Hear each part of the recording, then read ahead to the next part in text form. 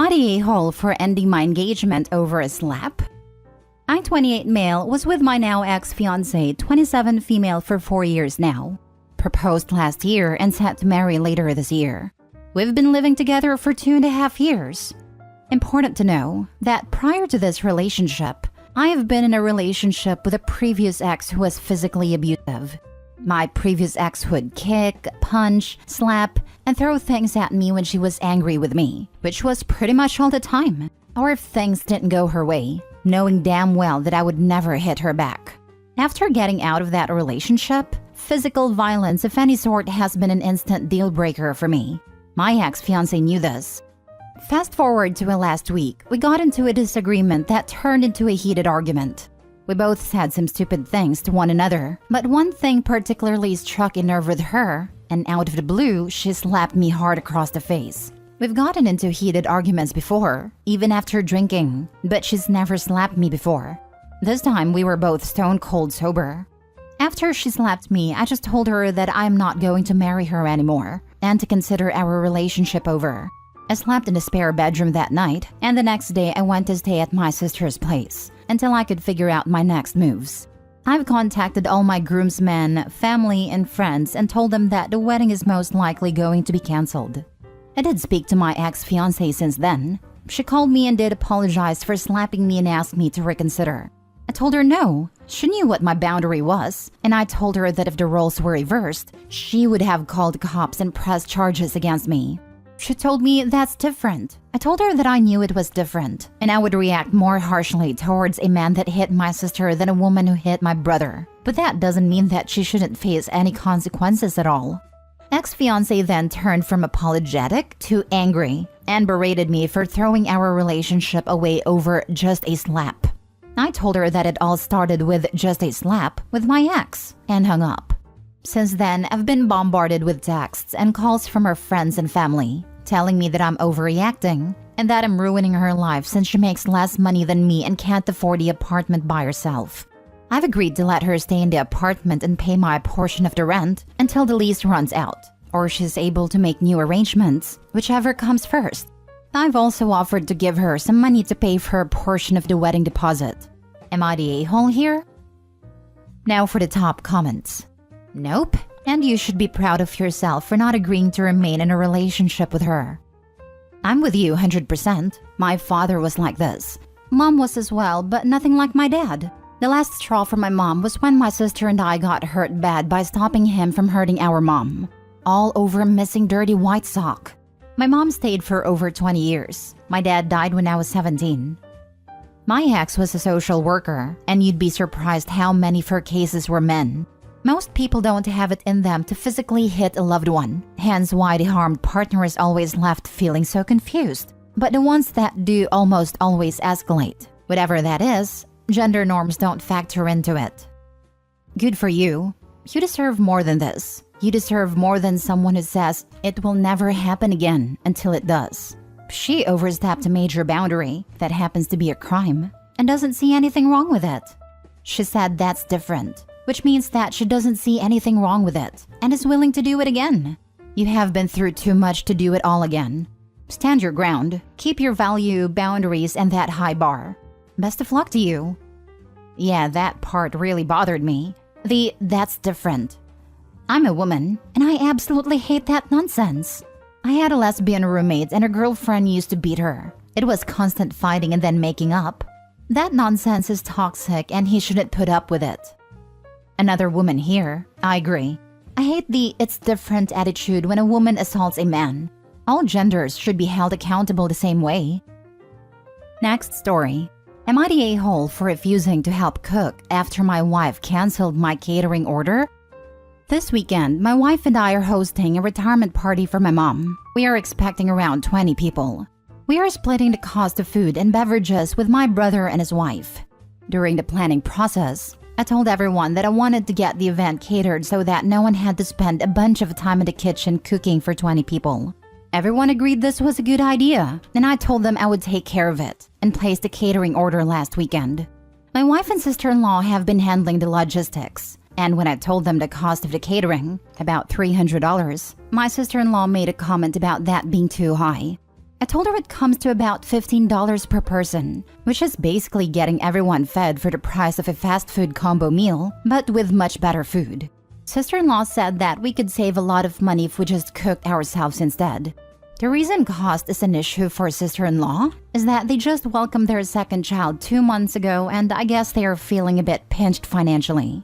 I explained to sister-in-law again my reasoning behind wanting it catered, because I don't want anyone to be burdened with cooking for a large group, and that I will gladly pay a bit more than our fair share if that makes her feel better. That seemed to ease her mind. Unbeknownst to me, sister-in-law and my wife continued talking about it, and sister-in-law had taken it upon herself to plan an entire meal that we would cook ourselves for half the price of the catering order. Without discussing anything with me, they decided to cancel the catering order and just cook ourselves. My wife told me this last night. When my wife told me their plan, I asked them who would be doing the cooking, and she said me and her because sister-in-law and my brother would probably have to be watching their kids. I told her that since she and sister-in-law made this decision on their own, I'm not going to help with the cooking at all. I said I would gladly watch the kids while my wife and sister-in-law cooked the entire meal for everyone. She told me that I'm being a jerk and sexist if I think that I can just refuse to help and make the women do all the cooking. I told her that she and sister-in-law are the ones who went behind my back and canceled the catering order, so they get to be the ones who figured the new plan out. But I'm not helping. She said that sister-in-law was concerned about the cost, and that sister-in-law confessed she was worried about money.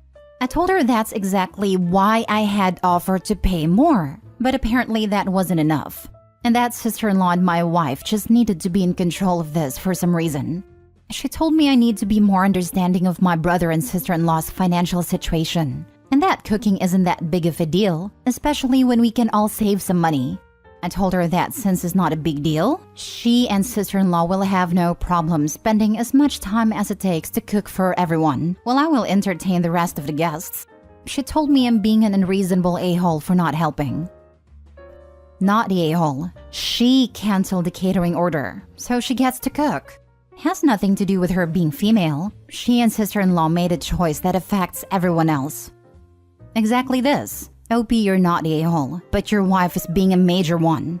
I understand if she wants to do what's best for your sister-in-law, but she needed to discuss it with you, and not make the decision and then expect to force you to help out.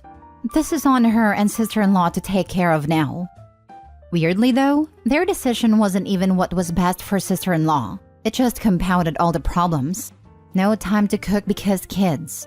No money to cook the big meal because kids. No time to themselves for sister-in-law and brother-in-law because working and kids. Now they get to spend all their free time cooking after work. Easy, not the a-hole. Your plan was just fine. Your wife and sister-in-law made this decision by themselves. They can cook. That was rude as heck for your wife to basically volunteer you to cook for 20 people. You offered to pay more due to your sister-in-law's financial situation, which was a perfectly reasonable solution. Your wife is also out of line for bringing sexism into this when it has nothing to do with it. Cooking for 20 people is a huge undertaking. Ridiculous. The sexism accusation was a cheap shot and would have set me off if I was OP. First thing that popped into my head was to ask her why she's being so sexist, thinking 2 grown men, one an experienced father, aren't capable of watching the kids. Next story. Am I the a-hole for not helping my wife with our newborn at night because I work early mornings and for asking my mother-in-law to leave our house? This is my first time posting here and I'm really needing some outside perspective. I'm a male 34 and my wife is female 32. We've been married for 6 fantastic years, and we recently had our first child, a beautiful girl who's now 6 weeks old. Things have been tumultuous lately, and I'm not sure if I'm the one being unreasonable. I work a physically demanding job in construction that starts at 6 a.m. This means I have to wake up at 4:30 a.m. to get ready and commute. My job needs me to be alert, as any lapse could lead to serious accidents. My wife is on a year-long maternity leave and has the responsibility of caring for our baby throughout the day. Here's the problem. Our newborn, as they do, wakes up several times throughout the night. My wife has been insisting that I help with these late-night feedings and changes, but I've explained to her that a lack of sleep could seriously jeopardize my performance at work and my own safety. To add more drama into the mix, my mother-in-law has moved in with us to help with the baby. However, her idea of help often involves criticizing my wife's parenting, which only adds to her stress and dictating how we should run our household. She's also been siding with my wife on the nighttime assistance issue, making me feel ganged up in my own home. I help as much as I can when I'm off work.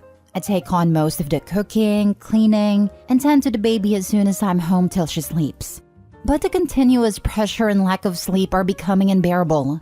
After a particularly heated argument, I told my mother-in-law that if she wasn't going to contribute positively, she'd need to find somewhere else to stay. My wife was upset, saying I was out of line for kicking out her mother. I feel bad, but I also think that the current situation isn't sustainable. So Reddit, am I the a-hole for refusing to assist with our newborn at night due to the nature of my job, and for asking my intrusive mother-in-law to leave? Edit. I should also mention that I have 2 stepsons from my wife's previous relationship. In addition to my work and the baby duties, I also pick them up from school, help them with their homework, and take them to their sports practices after I get off work. It's not just about the newborn, we have a whole family to take care of. So it's not like I'm lounging around sipping a beer post-work.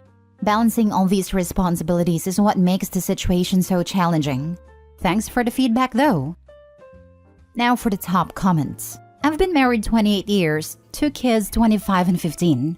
My husband also worked construction during the younger years, and we ran our own construction business as they got older. Having a newborn is hard. It takes everything out of you and can be extremely stressful. I always took it upon myself to be sure and be up with the baby during the night so that he was able to sleep and be ready for those early morning work hours. When he came home, he helped me with the babies, and if I needed it, I took a nap while he did that. I stayed home and I did as much as I could to make things easier for him, as I worked a high-stress, physically demanding job outside home. But we always made sure that each of our needs was being met and communicated with each other. This is the key. What are your needs? What are your limits? What do each of you expect from each other? Being tired after a baby clouds and everything can be super emotional for everyone, especially the mom. It would help if you guys can talk this out and lay out your terms, so to speak. Get a schedule and stick to it so that you both are comfortable and feel heard. The mother issue is a whole other thing. Sometimes it can be helpful and sometimes a real nightmare. I wish you guys the best. I guess my judgment is everyone needs to be open and have more grace for each other during this time. The only thing I have to add is it only takes a few minutes to change a diaper and give the baby to your wife for a feeding, which takes much longer. You can contribute this way and still get enough sleep. You may only get up 2 or 3 times in the night for 5 minutes. It's not bad at all. Huh? You think waking up 3 times a night for 5 minutes will give you a good night's sleep/rest? Weekends maybe, but doing that when he needs to work the next day for extended period of time is a surefire way to get into an accident as a construction worker. I don't know why people keeps ignoring that he works in an accident-prone sector. There's no negotiating with sleep in vocations like these. It's the same with truckers and surgeons, and whatever job that needs the utmost concentration, or else you die or someone else die. Everyone sucks here. You don't get to toss out your mother-in-law, who is apparently there at your wife's request. Under normal circumstances, I would say it's 2 yeses for any house guest. But this period of time postpartum is an exception to that rule. Your mother-in-law should be helping with the nighttime feedings. At this point in time, that's the main help she should provide. This is where the pressure needs to be applied. Your wife is frustrated and overwhelmed, and dealing with a 6-week baby is not a walk in the park. I know from experience. But sleep deprivation for someone working a physical, dangerous job with a long commute is not a solution. Last story. Am I the a-hole for not throwing my husband a birthday party? My 35 female had my son a few weeks ago. My husband, 40 male, has been a huge help with taking care of the house, cooking, and cleaning. I let him know frequently how much I appreciate everything that he does. My family also helps with taking care of our son. My husband's 40th birthday was this past weekend, and I made it clear he didn't want a huge party. So, I invited a few of his closest friends and family to go out for a nice dinner at his favorite restaurant. A few people couldn't make it, and it ended up being a very small dinner. I was exhausted the night before as the baby was up until 3 a.m. I did notice that my husband was quiet during dinner and hardly touched his food. When we got home after dinner, my husband looks at me with an angry expression on his face. He starts screaming that I ruined his 40th birthday, that him telling me he doesn't want a huge party meant that he did. I was so tired that I just burst into tears and haven't spoken a single word to him except when it's about the baby. I'm starting to feel like the a-hole for not making my husband's 40th birthday a better one. That him telling me he doesn't want a huge party meant that he did. This is some teenage girl kind of nonsense. He's a grown man. He can communicate what he wants or do it himself, not the a-hole. Exactly. OP is not a mind reader. Adults can verbalize their needs/wants. And if they can't, they cannot be pissy when they are misinterpreted. A newborn and a 40-year-old infant. Poor you. You're not at fault for not knowing that not wanting a big party means wanting a big party. Your husband is a grown man, of full maturity, and should know how to ask properly for what he wants. He should also know that people cannot read minds. Not the a-hole. Depending on how long ago a few weeks is, she may not even be allowed to drive to even get stuff for a party. I know I wasn't supposed to drive for almost a month, but honestly, after a couple of weeks, I had to because I didn't have any more help. He is a grown adult. He could have used his actual words and told you what he really wanted. He didn't, so that is on him. You did a lovely thing. My 30th was a week after having my second. I could barely function, so we stayed in and just had tacos and it was fine. Not what I expected for a milestone birthday, but definitely what was needed for those circumstances, and it was nice. Not the a-hole. You just gave birth. He can plan his own birthday party. Absolutely. Even if he communicated that he wanted a big party, she had a baby a few weeks ago. Absolutely not on her to plan it.